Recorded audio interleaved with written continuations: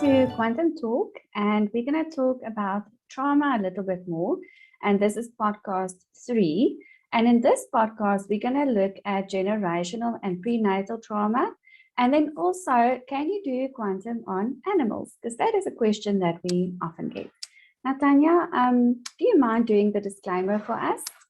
Yes, so we are certified quantum consultants. We cannot diagnose any illness, disease, or ailment. None of the therapy or advice that we give in this podcast is to be construed as medical advice or any form of prescription. If you are ill, you have any worrying symptoms, please contact a healthcare professional immediately. This podcast is for information purpose only. Thank you so much. So without further ado, let's start. What is generational trauma? Now, Tanya, if you had to define generational trauma, can you just quickly sum it up for our viewers? Yes, well, I think we all are so used to inheriting certain disease in the family. So if you think of cholesterol or heart disease, it's something that you often see that is a generational disease. And just like you can inherit a disease like that, trauma can be passed down from one generation to the next. And you can see it, you know, I have clients who the great-grandfather, the great-grandfather, the grandfather, the father, they all have heart disease or cholesterol. And you can track the trauma in generations the same way. Yes. And I love this picture because it's so true. You can choose who you are in your generation. Are you going to be the one that is going to repeat the cycle of generational trauma? So are you just going to continue in the trauma that you've inherited? Or are you going to be the one that's going to break the cycle? Because in each generation, you are confronted with that choice. And I want to encourage each one of you to be a breaker of the cycle and not get stuck as a victim of a cycle that you inherited. So generational trauma is basically a cellular memory. So it's a memory that's recorded on the cells, on the DNA, and it's encoded with information for the next generation. And so that information is often related to sins, transgressions, iniquities, and we'll do a podcast just on that with bloodlines. But the cellular memories of trauma get encoded on our DNA. And Tanya did a wonderful podcast on epigenetics, and I want to encourage you to go and have a look at that, because that's really where generational trauma fits in. It downloads certain codes on the epigenetics, and certain things get turned on or off based on addictions or trauma that the other generations were exposed to. What's amazing is that our DNA and our epigenetic markers can actually change. People think that they're stuck with what they inherited, but that's not true. It can change.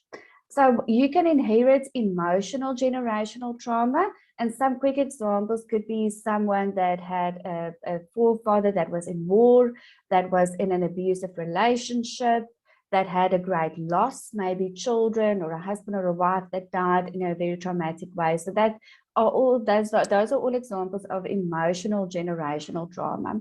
You can inherit physical trauma. There could have been physical things that happened, physical ailments and diseases, accidents, war again, prisoners of war that were tormented or tortured, people who had forefathers in the concentration camps.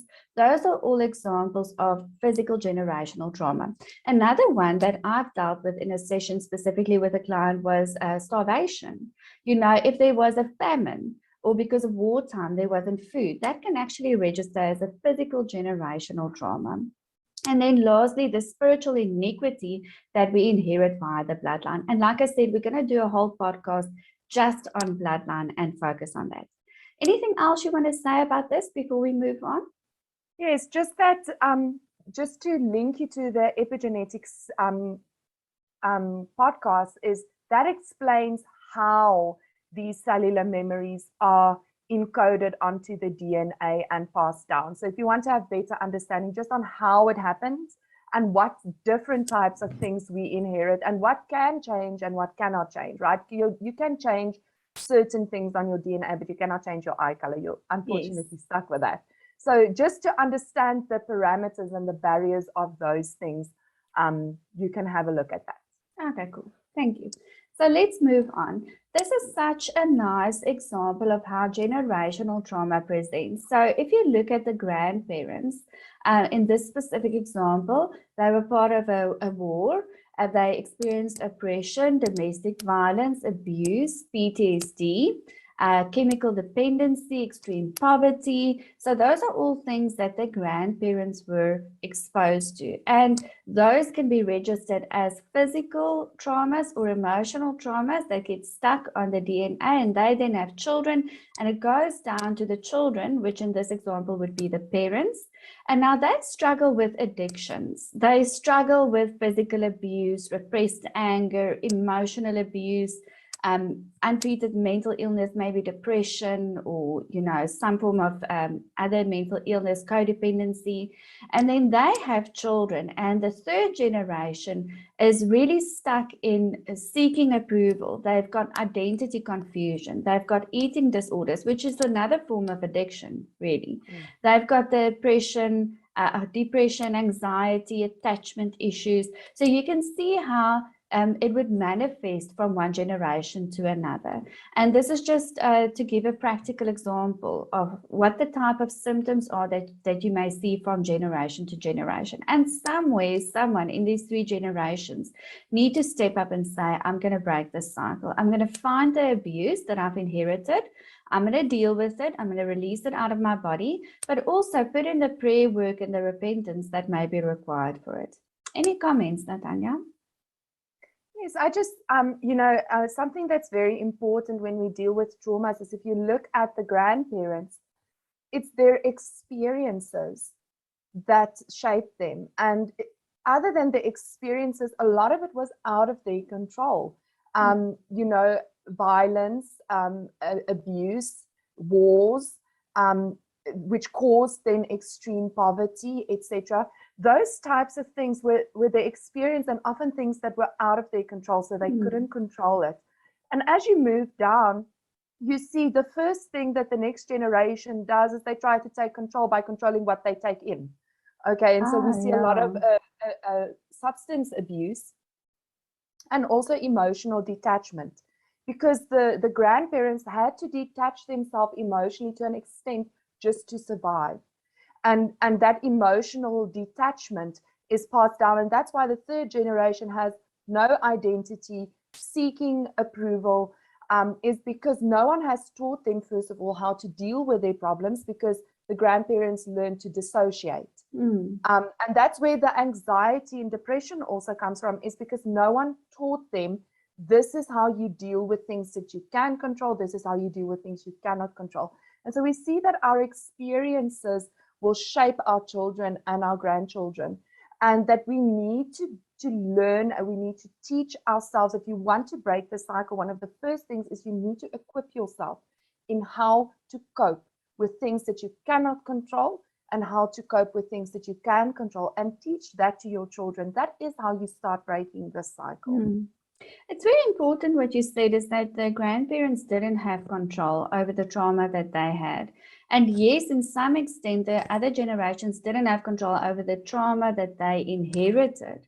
But what you do with that trauma and how you deal with it, there you have control. Yes. So that was an important point. Thank you.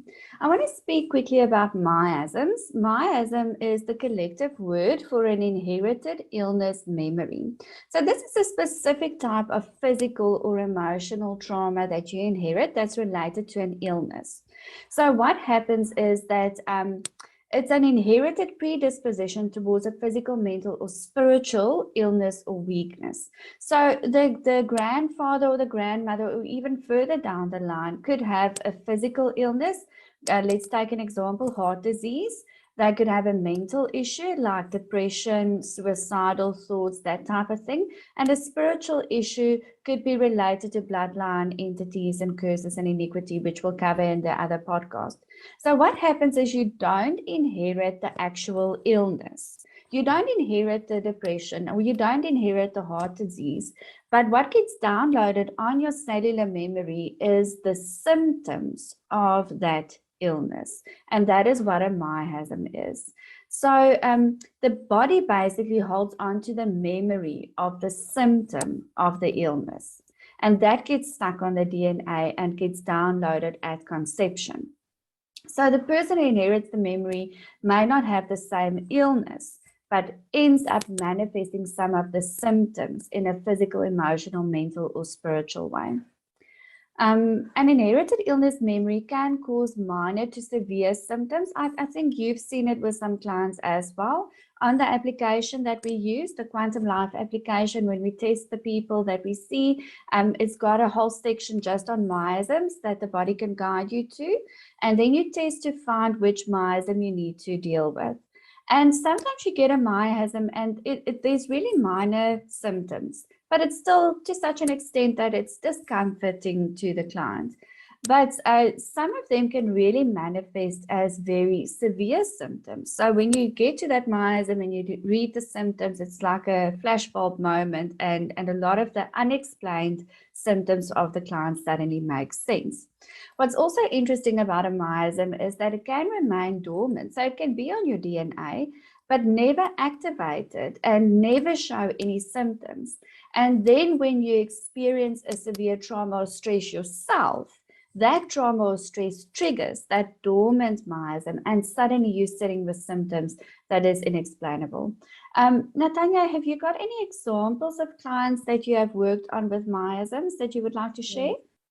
So first, I just want to add to this, right? If you think of an inherited illness memory, the word memory also states that to a certain extent, your experience is your memory. And so that experience of the forefathers is also passed down. If you think of a severe illness, let's take it out. If someone gets a diagnosis from a doctor that is life-threatening, like cancer or incurable, right? That shock is something that latches this memory into the person's DNA, that environmental change of the shock, or my whole life. If you look at diabetes, your whole life changes. You need to rethink how you eat, you live, you do everything. So that's how it attaches to the DNA. The next thing is that I had a client, it was actually one of my first clients. I remember I started seeing them when I just finished my studies. And it was such a weird thing for me, because it was new territory and I can now test what I've learned. But this client, it's an elderly male, about in his 60s now, but then it would be 58 or so. And he had extreme psoriasis. No one in his family really had psoriasis. Some people might have had like a little bit of eczema, but not this severe, where he had to be treated in hospital once a month, because he would shed every outer layer would be shed completely every month, but also on the inside of his body. Now, the exterior cells on the outside and the inside of your body we call epithelial cells. And he had to be treated because when his mouth and throat started to scab off, he had to be intubated. So you have all of these interesting, and we did session upon session upon session, and eventually the body led us to psoriasis and as a miasm. Yes. Okay. And that was my first encounter really with miasms, to this extent, where it was quite severe that the person had. And he also didn't have it his whole life. It triggered halfway through his life and became quite severe. Yes. So something happened that triggered the response in the body. And we did, I think, about after that 3 or 4 more sessions, and the psoriasis has gone. The extreme nature of it is completely gone, and there's so much healing. And we did some bloodline sessions, some inherited things, some entities. We found all of the entities connected to the miasm. We also found the things in the body and his own experiences and things. So that was one of the severe cases with miasms. And then I've also dealt with clients where they have miasms and they have maybe just one of the symptoms and then quite insignificant. Yeah. Same, yeah. It's very interesting. And what I really like doing, and the clients enjoy it as well, because everyone wants to know, where does this come from? And that information is also encoded on the DNA. So you can actually test and ask, is this from mom or dad's side? Is it from the grandfather or the grandmother? And how many generations back? So I really enjoy dealing with miasms as well. So that's just another example of an inherited cellular memory that comes down on the bloodline. Let's quickly speak about prenatal trauma, because I think in our line of work, that's something that we see quite often. And, you know, the enemy, I believe that he truly tries to introduce trauma as early as possible in every person's life.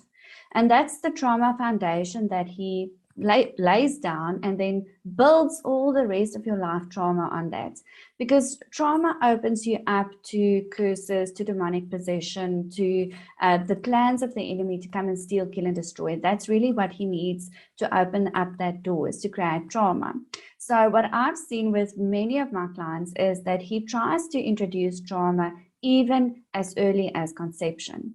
One of the clients that I once dealt with had a physical trauma at the moment of conception. And then afterwards, once we found it, she told me that she was actually, her mother was raped, and that was how she was conceived.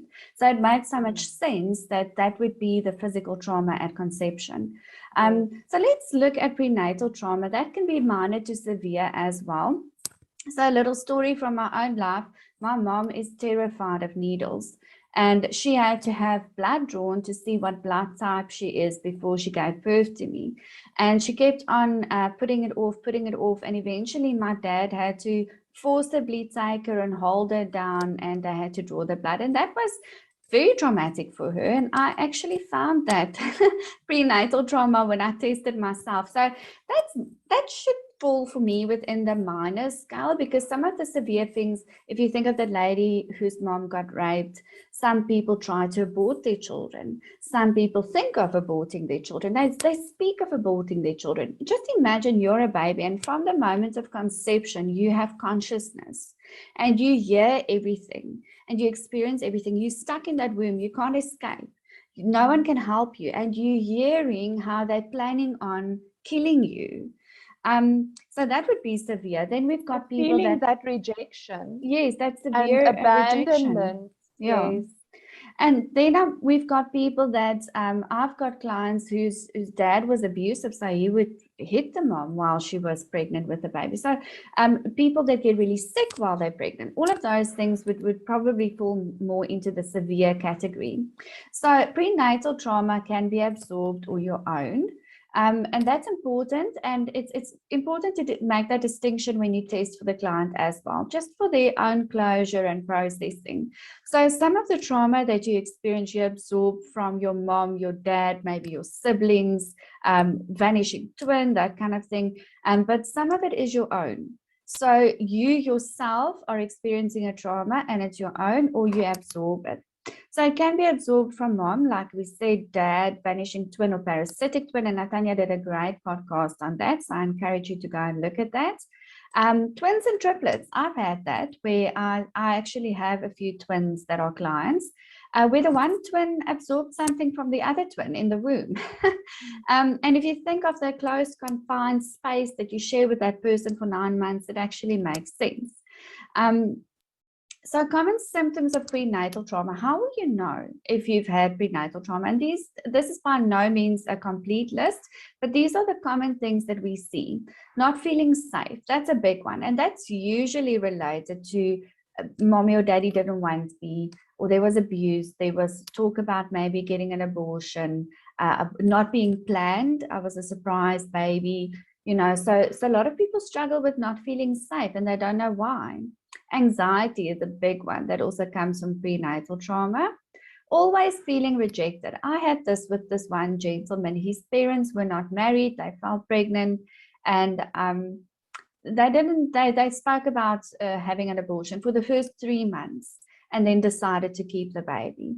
And he has suffered his entire life with extreme feelings of rejection. He just really struggles, even with himself. He can't love himself.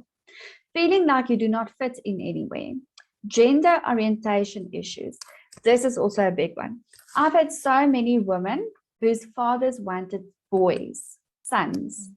And when they found out that it's a girl, They were so disappointed, and that little baby experienced the rejection, but they also somehow in their little subconscious minds knew, if I could just be a boy, my dad would accept me. So I had this one lady who actually made a promise in the womb, I will be a boy, I will be better than a boy. And then they grow up being not very feminine and struggle with their gender orientation. But also Depression. struggling who they are, because Yes. they must be confused between who my dad wants me to be and who I Who want I to be. am. Yes. Depression, suicide, feeling like you're living someone else's life. That's very often related to a vanishing twin or a parasitic twin. And again, I refer you back to Natanya's podcast. We're not going to get into those details now. And feeling like something or someone is missing, again, related to a vanishing or parasitic twin. So this is a very important type of trauma that we also need to address when it comes to quantum counseling. Okay, so let's just quickly talk about animals. Let's finish off on a happy note. I think that's such a cute little photo.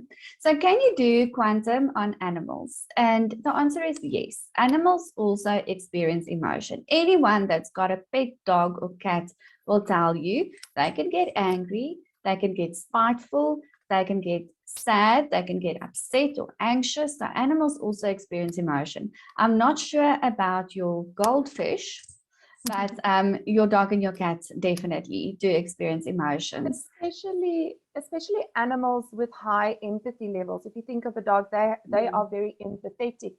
So they will also absorb emotions from their owner. Yes, that's what I wanted to get to. They can absorb emotions from other animals or from their owners. And when emotions become stuck in an animal's body, we also call it a trauma frequency, just like with a human being. We test them the same way because they are alive. Their little bodies create or generate an electromagnetic energy, and that energy is a carrier of information. So we can test them and see, and very often, especially dogs and cats, absorb emotions from other animals or from their owners. I've seen this so many times where owners go through a difficult time and the dog or the cat ends up absorbing all of that trauma, the emotional shock, whatever. And even other animals. I've had quite a few animal clients with great success that I remember these two Yorkies that I had once, but they hated each other. They couldn't get along. It's a mother and a daughter that lived together and their two dogs.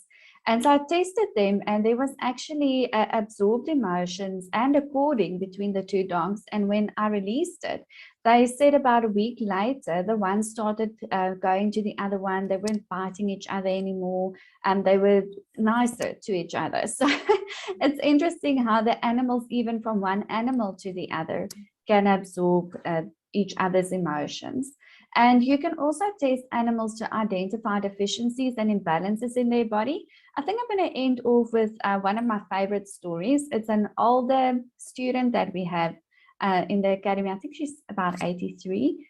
So she's got a little dog that didn't want to eat his food. Whatever food she bought for him, he just didn't want to eat the food. And she was like at her wit's end. So she took a photo of the dog, went to the grocery shop, connected to the dog, and then just through the swag test, held each bag of food and asked the dog's body, is this the food that you need, that your body needs? Are the nutrients in here that you're going to need? Until she found the one that she got a yes to. She bought that food, took it home, dog ate. I just love that story. So the answer is definitely yes. You can do quantum on your animals, and that's I have cute. amazing stories of animals that were scheduled to go in for operations, or really the vet was concerned, and we did sessions and took them back to the vet and there was nothing wrong. Yeah. I really have amazing stories of animals. Yeah. I've worked a little bit about two cats. They've been not very friendly with each other lately. So I just started working, and I got a barrier on each of them, started working on that. And the next day they started licking each other and cuddling. And So it's definitely very, very real with animals as well. Okay, so thank you, Natanya. If anyone needs help or needs a session, you are welcome to email us. For more information on quantum physics and counseling, I encourage you to visit the website. And then we look forward to seeing you at our next podcast. Thank you. Bye.